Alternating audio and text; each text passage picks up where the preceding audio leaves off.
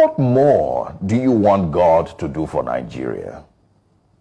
Because if nations across the world were to argue as to who is God's favorite child, Nigeria will undoubtedly be seen as one of God's favorite children. Hello and welcome back to EBD World. It's been a while. Oh yes, it has. Thank you so much. You are so kind. I miss you too. If today is your first day here, thank you for being here. Please like and share this video. And don't forget to subscribe and hit the bell button. In today's video, we are taking a look at all the blessings that God gave to Nigeria. And what are we doing with the blessings? Are the blessings actually blessings or curse in disguise? As Christians, we still believe in praying and fasting for God to intervene in Nigeria's situation, whereas what we ought to be doing is to manage the resources effectively that God gave to us. To share a light on this topic is our brother Daniel Ayati. Please watch the clip and I'll be right back.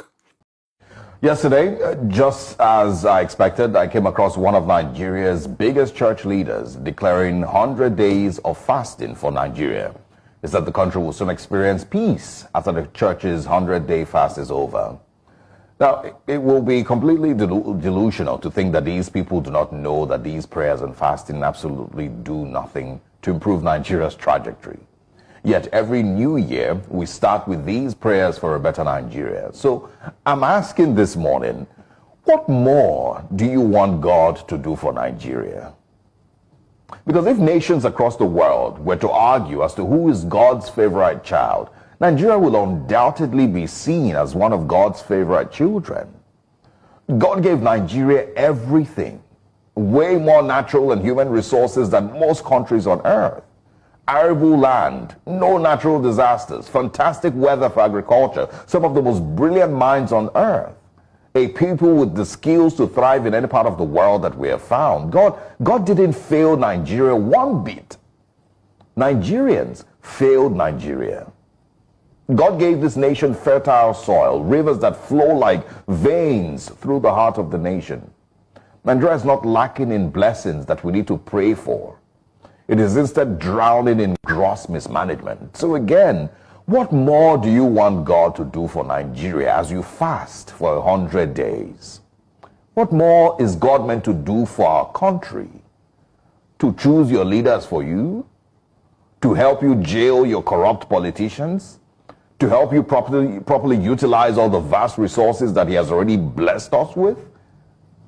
There's almost no nation on the continent that should have been at par with Nigeria in development and quality of life for its citizens. If you think about just the wealth we should have from oil alone, take a look at what other countries have done with their own oil wealth. Think of what the Niger Delta alone could look like if we managed our resources better. So stop praying to God to bless Nigeria. He's already blessed us beyond what we could ever imagine. And again, when you are calling on God to save Nigeria, what exactly do you want Him to do? God is not going to run your elections for you. He's not going to run your justice system for you. He will not create a better constitution for Nigeria. All of those things were left for you to handle as Nigerians, the best that you could. But instead, we've allowed the worst to rule over us. We've placed tribe and religion over prosperity as a nation. We've allowed the destruction of our institutions by our fellow citizens. God didn't abandon Nigeria. Nigerians instead have laid our bed this way, and so we must lay on it. Your National Assembly members are singing on your mandate, we shall stand. One state governor cannot read his own budget figures. One state governor paid his children's school fees till graduation and is currently being welcomed home like a hero. Where do you want God to step in here? If your governor can't read his own budget figures, what do you want God to do in a situation like that? Again, we have laid our bed. Let us lie on it. Now that you've watched the video clip, did you learn anything? If yes, what did you learn? And what are your takes? Daniel Ayati said it all.